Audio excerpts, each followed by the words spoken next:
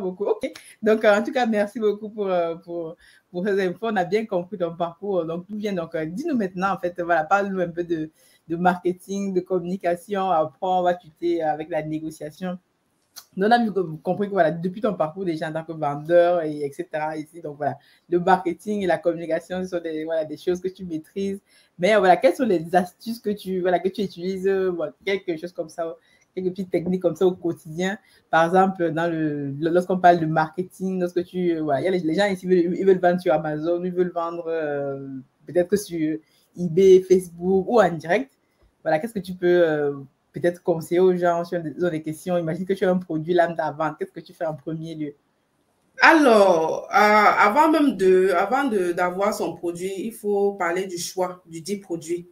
Donc, toi, aujourd'hui, si tu veux vendre, ne vends pas ce qui te plaît. Vends ce qui plaît à la société, au client. Je voulais dire, vends ce qui plaît au client tant que ça respecte les normes de la société. Parce que quelqu'un va voir une chaussure là, il dit, oh, c'est beau, c'est ceci, cela. Ça te plaît, mais ça plaît à combien de personnes d'autres? C'est ça, oui, parce que tu vas porter tout ça. Il faut choisir un produit qui va se vendre comme des petits pains. Pour cela, qu'est-ce que tu fais? Tu dois chercher. En fait, aujourd'hui, on a les moteurs de recherche tels que Jungle Scout, Helium 10, Vara Launch pour chercher les niches gagnantes sur Amazon. Mais imagine que quelqu'un a un produit, par exemple, lambda, il ne veut pas vendre sur Amazon, il veut vendre sur fait du dropshipping, comme tu as dit, ou alors sur Facebook, ou sur les plateformes et tout. Comment il fait? C'est comme tu disais tout à l'heure. Alors, les choses que les gens pensent souvent, c'est que tu vends ce qui te plaît, en fait. On ne vend pas ce qui te plaît. Qu'est-ce que je fais? Qu'est-ce que je fais? Je prends Google ou bien DuckDuckGo ou encore GMX, tous les moteurs de recherche là. Et je tape vente des chaussures X. Je regarde. Et pas sur chaque moteur de recherche pour voir. Après ça, je vais sur les réseaux sociaux pour voir comment ça se vend. Parce qu'il ne suffit pas de vendre, mais de comparer aussi les prix. Parce que celui-là qui a, le vendeur qui a une audience de 1 million d'abonnés, si tu décides d'être son concurrent, tu ne peux pas vendre un prix plus bas. Si tu ne pas à 50 €, toi, tu ne vas pas le vendre à 50 €. Cependant, il faudrait bien que tu vendes et que tu aies un bénéfice en retour. Sinon, ça n'aura pas de sens. Donc, tu dois regarder, tu dois procéder de cette manière-là, regarder si la chose est déjà très vendue, si ça sort déjà assez. Ensuite, compare les prix par rapport aux autres vendeurs. Oui, c'est bien que tu aies mentionné ce point important parce qu'il faut toujours commencer par les débutants, ceux-là qui n'ont pas un budget intéressant. Et d'autant plus que avant que ces moteurs de recherche tels que Jungle Scout, etc., ne sortent, on procédait par ces méthodes traditionnelles. Oui, l'ancienne méthode, quoi. Voilà. Donc, il faut faire cela. Et puis, vendre en ligne ou encore faire du dropshipping, je trouve cela un peu facile. Tout cela qui vendent. Excusez-moi, je trouve cela un peu facile dans la mesure où je pense que si tu veux véritablement bien vendre et faire long feu, il faudrait que tu sois à mesure de commencer à pouvoir convaincre ceux que tu rencontres au quotidien d'acheter ton produit. C'est par là que ça commence. Ça signifie quoi? Ça signifie que lorsque tu seras avancé, tu sauras exactement les mots-clés que tu vas utiliser dans tes listings, dans tes sites web pour pouvoir mener les clients à acheter, même quand tu n'as pas ouvert ta bouche pour dire que mon produit, c'est 5. Comment tu communiques en fait? Excuse-moi, on va dire, déjà, on va dire, c'est quoi la différence entre le dropshipping, la vente en ligne, tout ça en fait? Le dropshipping, c'est toujours la vente en ligne. D'accord. Quelle est la différence en fait entre, disons, le dropshipping et Amazon, par exemple? Les questions que la différence entre le dropshipping et Amazon FBA, c'est que le dropshipping, ce ne sont pas tes marchandises que tu vends pour quelqu'un d'autre. En fait, tu vends des marchandises qui appartiennent à quelqu'un d'autre. Par exemple, tu en fait, tu places le produit d'une entreprise sur ton site web. Et maintenant, lorsque le client achète, c'est le monsieur de la société qui le livre la marchandise avec le packaging, tout. Et maintenant, toi, tu reçois en contrepartie une certaine somme d'argent et lui, il est aussi gagnant. C'est ça la différence. Donc, tu es un intermédiaire, en gros, comme un intermédiaire, lui, voilà, il distribue le produit sur une plateforme. Mais le oui, et il faut noter que le dropshipping, beaucoup de gens le font au Cameroun sans le savoir, parce que moi-même, j'ai fait ça. J'ai fait ça aussi. Tu vois, par exemple, au Cameroun, quand je t'ai dit, on vendait tout ce qui était bon sur le marché. Par exemple, il y a tu sais que pratiquement chaque samedi, en fait, il y a beaucoup la fête au pays. Les Camerounais adorent la fête. Est-ce que... Voilà, encore, c'est les mariages, c'est les deuils et tout. Donc, quand il y avait, tu sais que pour commander les pannes, il y a d'énormes quantités qu'il faut livrer. Du coup, moi, j'ai ça. Et pourtant, ils ne les avaient pas. Maintenant, quand tu dis, je veux 500 pannes, donne la moitié de l'argent. Après, je ne peux pas m'arranger avec les femmes du marché des femmes. Là-bas, au marché, voilà. En fait, tu fais une sorte d'intermédiaire, un peu comme bon, sauf qu'aujourd'hui, dropshipping, on est en ligne et tout, mais en gros, c'est la vente qu'on fait au pays. Tu es l'intermédiaire, ok? Tu fais l'intermédiaire entre celui qui a son argent, qui veut un produit, et le marchand qui a ses produits. Voilà, tu es apporteur d'affaires, un peu ce qu'on dit en termes. Ok, intéressant. D'accord, maintenant, parlons maintenant de communication. Maintenant, une des choses que je vois souvent, c'est que voilà, parfois les gens ont peur de vendre. Pourquoi? Parce que parfois ils ne savent pas communiquer. Comment est-ce que tu communiques sur ton produit? Comment tu parles à ton produit à tes proches, quoi? On va dire, voilà, déjà, quand si tes proches déjà ne sont pas prêts à acheter ton produit, c'est que c'est un peu dérangeant, quoi. Je veux dire, voilà, quelles sont les astuces que je peux donner aux personnes déjà pour communiquer sur leurs produits, sur ce qu'ils font déjà? Pas forcément le produit. Tu peux être là, tu veux monter un business comme on est en train de faire, mais que tu ne sais pas comment communiquer, parce que la communication, comme on est en train de faire actuellement, on communique, ça rentre réellement en compte lorsqu'on parle de business, quoi, peu importe. Pour ce faire, il faut de prime abord avoir confiance en soi. Tu vois un peu. Tu dois être sûr de ce que tu fais. Tu dois être d'abord convaincu par ce que tu veux faire avant de convaincre les autres. Tu comprends? Par exemple, pour le produit, moi personnellement, je me rassure toujours qu'il soit de bonne qualité, que mon produit soit de bonne qualité avant de le vendre. Parce que il ne suffit pas seulement de vendre, mais de satisfaire aussi le client afin de le fidéliser. Si je te vends une marchandise aujourd'hui qui n'est pas bonne, demain, tu ne reviendras plus l'acheter chez moi. Tu vois un peu. Je te rassure que ton produit soit bon. Est-ce que toi-même, ça te plaît? Est-ce que toi, tu peux le consommer sur le long terme? Est-ce que toi, tu peux l'acheter chaque jour? Est-ce que, voilà, c'est autant de questions.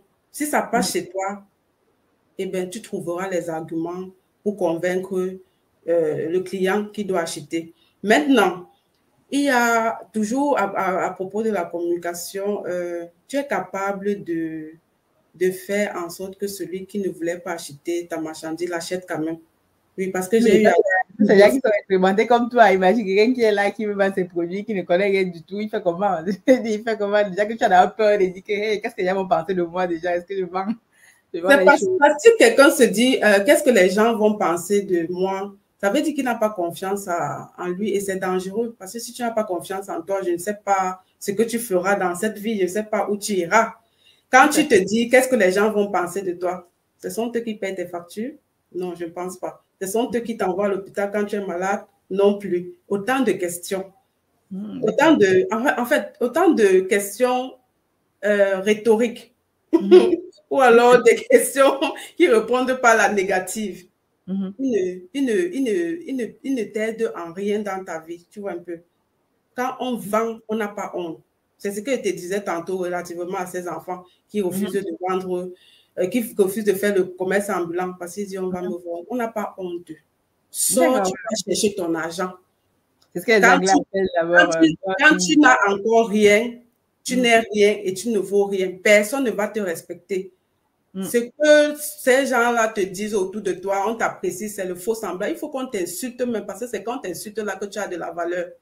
Si tu n'es rien, personne ne va te calculer. Si je passe, déjà, tu fais les cailloux dessus. Oui, si tu n'as pas de valeur, si tu n'es rien là, personne ne va te calculer, on va t'apprécier. Bon, et puis, il faut aussi, pour voir, en fait, si tu regardez autour de vous, vous allez voir celui-là qui est simple, voilà, il a sa petite vie tranquille là, il est comme ça, et tout le monde l'apprécie et tout ça. Il faut un peu demander aux autres, quand il n'est pas là, on dit, tu penses, qu'est-ce que tu penses de tel? Bon, c'est aussi quelqu'un comme ça, il est comme ça et tout ça. Et quand tu es bien là, on dit, ah, il est comme ça, il a fait ci, il a fait ça. D'accord, ok. Donc, en fait, dans ce que je retiens d'abord, c'est d'abord, voilà, les gars, si vous voulez déjà, voilà, déjà apprendre à communiquer, déjà, en fait, c'est déjà avoir la confiance en soi, voilà, déjà maîtriser son produit, son produit ou son service ou ce que vous pouvez proposer aux personnes. Si toi-même déjà, comme toi-même déjà, je n'ai pas déjà convaincu parce que je propose, voilà, est-ce que toi-même, tu miserais les sous sur toi-même? Donc, pour que les autres viennent miser les sous sur toi, il faut que toi-même, tu puisses déjà être convaincu. Surtout se fixer les objectifs, tu vois un peu.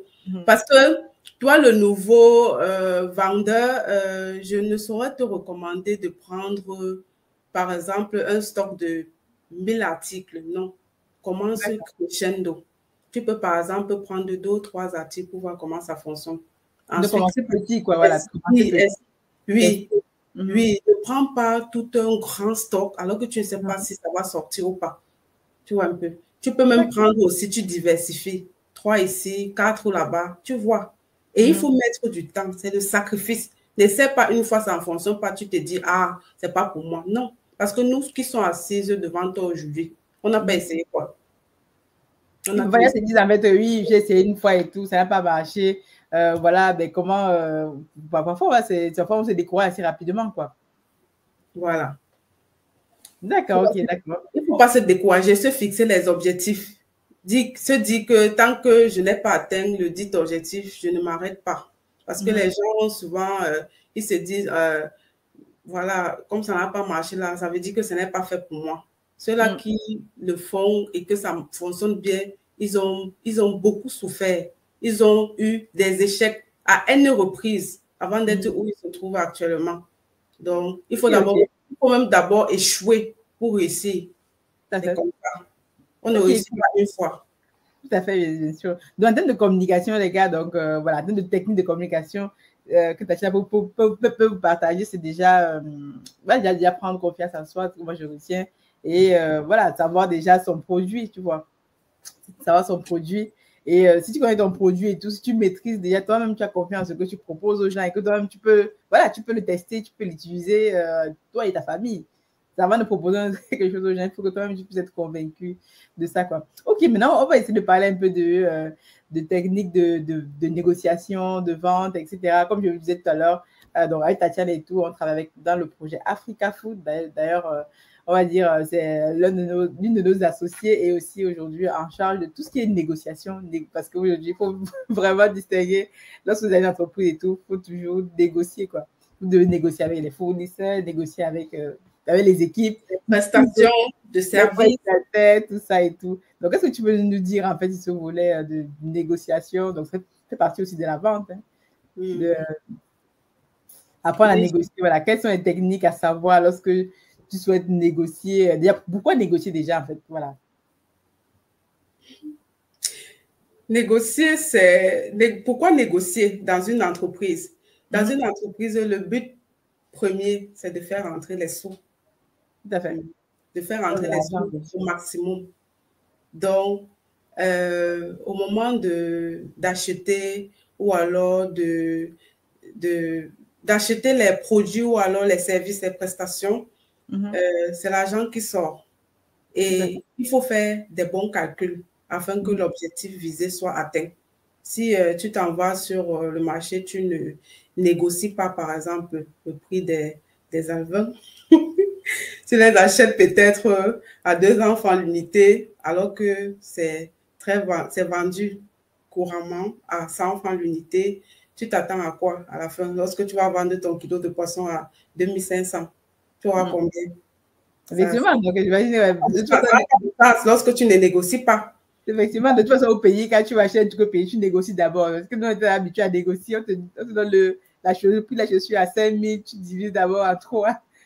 Je pense que c'est aussi, voilà, c'est aussi avec un jeu, en fait. Avant même de commencer à marchander à l'endroit là, tu dois être au 3e endroit précisément pour la même chaussure avant de commencer à marchander. Donc, ça veut dire que tu as une idée de combien ça peut coûter. Quand tu as reçu l'offre, quand trois vendeurs différents t'ont dit ça coûte tel montant, tu as une idée de combien ça peut coûter. Au 3e endroit, tu commences à marchander le prix de la même chaussure que tu as déjà vu 3 fois. D'accord. Donc, lui, le technique, c'est de demander de rencontrer plusieurs fournisseurs ou plusieurs vendeurs, d'avoir le prix de l'article en question et de négocier à partir de là, en fait. Voilà. Oui. Ok. Intéressant. Et pour négocier aussi, surtout quand il s'agit des prestations de services, tout à fait. C'est avant d'être à Africa Food Industries, en tant que actionnaire et chargé des finances de manière générale, ce sont des prestations que j'offrais avant et que je continue à offrir, prestations de négociation et autres. Je vais profiter pour faire la pub. Donc, les gars, si vous voulez négocier, si vous voulez quelqu'un, je te fais la pub. Donc, si vous voulez quelqu'un qui va négocier vos prix, mais franchement, si vous lui dites combien vous avez fait gagner en termes de millions, à tous les jours, Africa Food Industries, on est obligé de. Voilà, on paye des prestations. Vous savez, nous, on fait des étangs, tout ça, et ça, on doit tous les jours négocier, mais voilà, tous ceux avec qui Tatiana est en contact disent que waouh, eux me confient. Donc, si vous voulez les services de Tatiana pour négocier, on va négocier. Moi, je fais apporter l'affaire. Donc, vous envoyez un mail à contact@africafoodindustries.com. Du coup, Tatiana n'a pas pu proposer ce service. Donc, vas-y, désolé. Donc, comme je disais tantôt, avant de négocier, lorsqu'il s'agit d'une prestation de service, il faut te mettre dans la peau de celui que tu as en face de toi. Que ce soit pour un rendez-vous face-to-face ou alors, tu sais, avec le Covid, on est rentré au webinaire et puis, ça, en fait, on est rentré avec les Zoom meetings, tout ça. Car cela ne tient, comme je dit, que ce soit face-to-face ou bien au téléphone ou bien lors d'une réunion, vous ne vous voyez pas. Mets-toi dans la peau de celui que tu as en face de toi. Parce que tu peux être en rendez-vous avec quelqu'un qui n'a pas eu... en fait, son jour précédent n'était pas vraiment ça, tu vois. Tu dois mettre en avant ton côté empathique, ton côté humain, pour le mettre dans les conditions à devoir dealer avec toi. D'accord. Et maintenant, tu vas voir très souvent des gens qui disent bon, moi, je ne sais pas flatter. Je ne connais pas, moi, flatter les gens. Si tu ne connais pas flatter, tu ne peux pas vendre. Donc, c'est moi, tu ne peux pas vendre, mais surtout, tu n'iras pas loin dans la vie. Tu dois connaître flatter. D'accord, donc je retiens que l'une des premières choses, c'est déjà, voilà, flatter, voilà, être empathique et surtout, comment être humain de manière générale. Oui. Un vendeur, c'est quelqu'un qui comprend d'abord l'autre, parce que quand tu veux savoir qu'il y a un vendeur souvent comme ça, mais non, quand tu vends quelque chose, il faut déjà bien cerner le besoin. Donc, tu n'as pas me démentir dessus, bien cerner le besoin de la personne, en fait. Parce que si tu n'as pas réussi à bien cerner le besoin de la personne, vraiment, on va te dire c'est trop cher. Tu vois, l'une des objections qu'on a souvent, c'est trop cher. Comment tu fais pour gérer ce genre d'objection-là?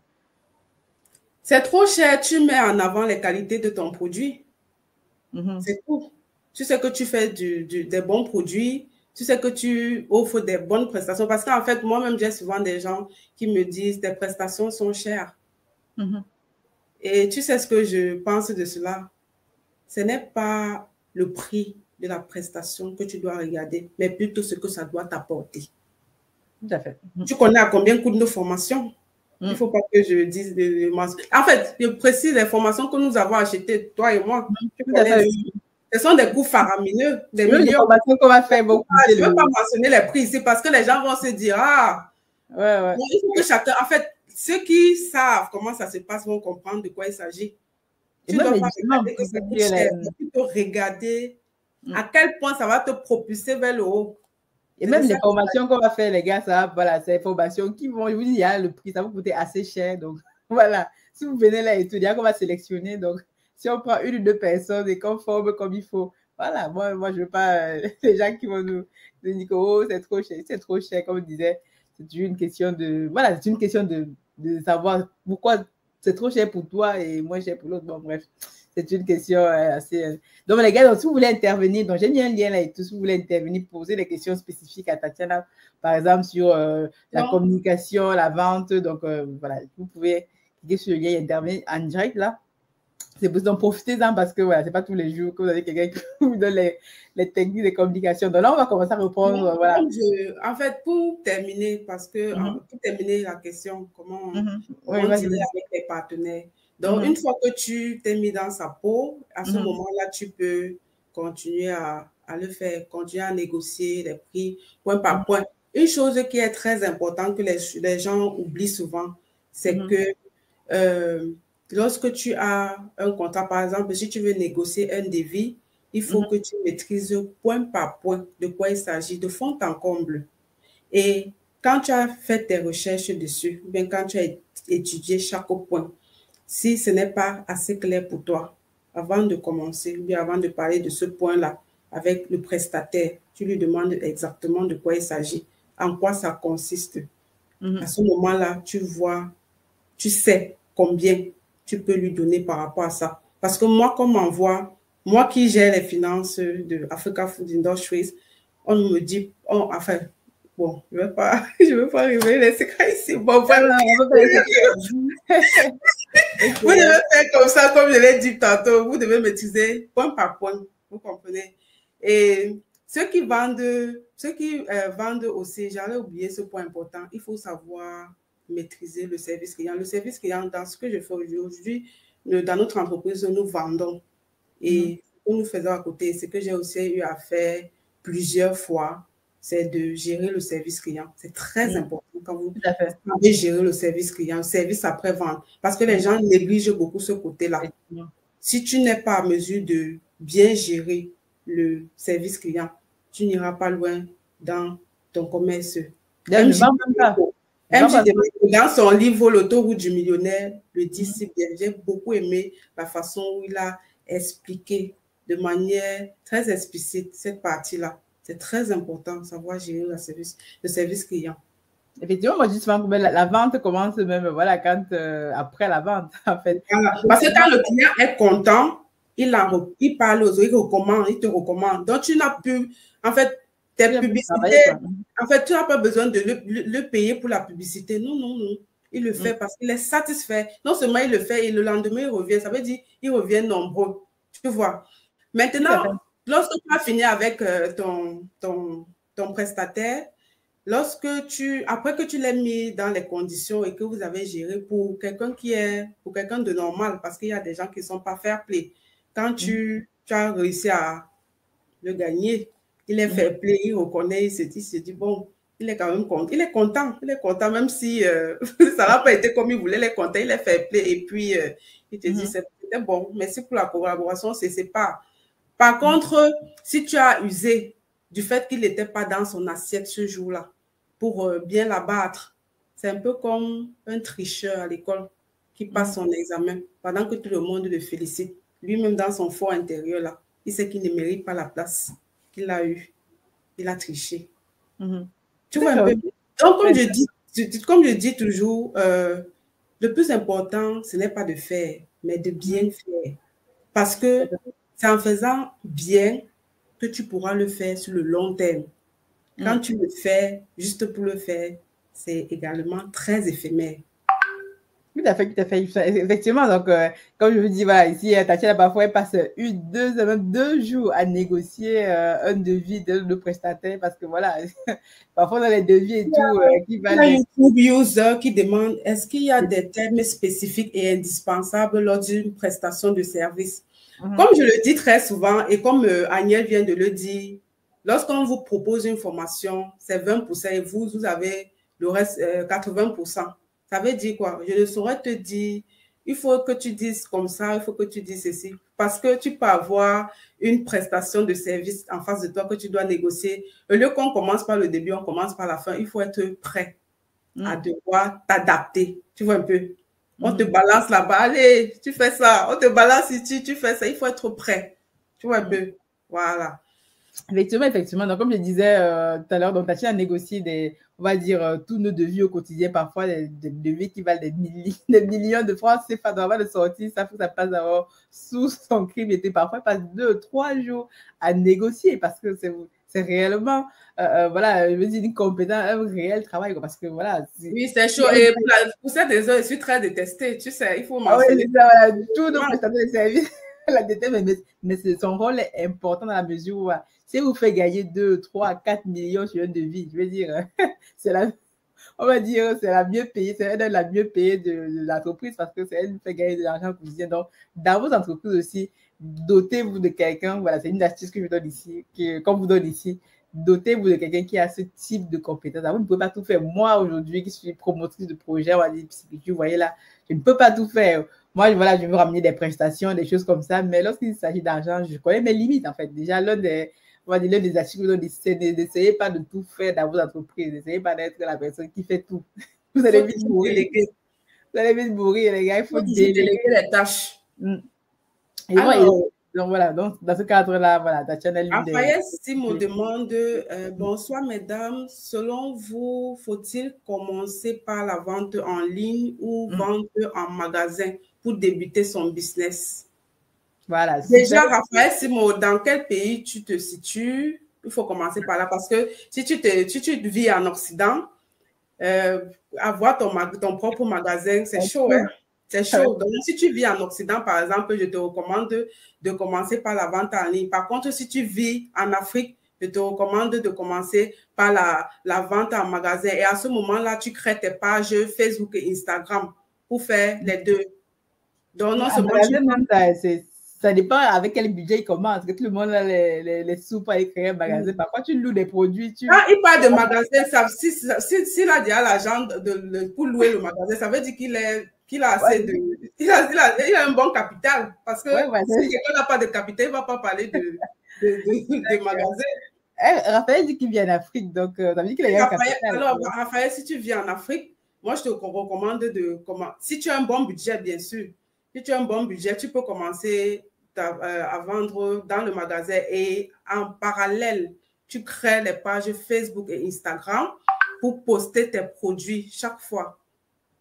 Et lorsque tu es en train de vendre en magasin, les clients qui vont voir tes bons produits, des très bons produits avec des beaux packaging, ils vont se diriger vers ton magasin. Il y a certains qui vont te demander de les livrer à domicile. Tu vas t'arranger avec eux pour effectuer cela. Donc, ça veut dire que tu vas faire les deux en même temps. Et toi-même, étant en Afrique, tu es doublement gagnant, contrairement à celui qui sera en Europe et qui va commencer par la vente en ligne. Effectivement. Et aussi, n'oublie pas le site web. Ça aussi, c'est important. Mais ça doit se faire progressivement en fonction de tes moyens, tu vois un peu. La vente ambulante. Je sais qu'au pays, il y a beaucoup de ventes ambulantes. Voilà, tu prends tes produits, tu confies ça. Dans les bureaux, les ministères, il y a tellement des endroits. En Afrique, mais j'aimerais dire parfois au pays qu'il n'y a pas, voilà, on trouve pas le travail, il n'y a pas l'argent, tout ça et tout. Mais quand tu te rends compte des possibilités qu'il y a dans la vente, en fait, donc... C'est incroyable. C'est tout simplement incroyable.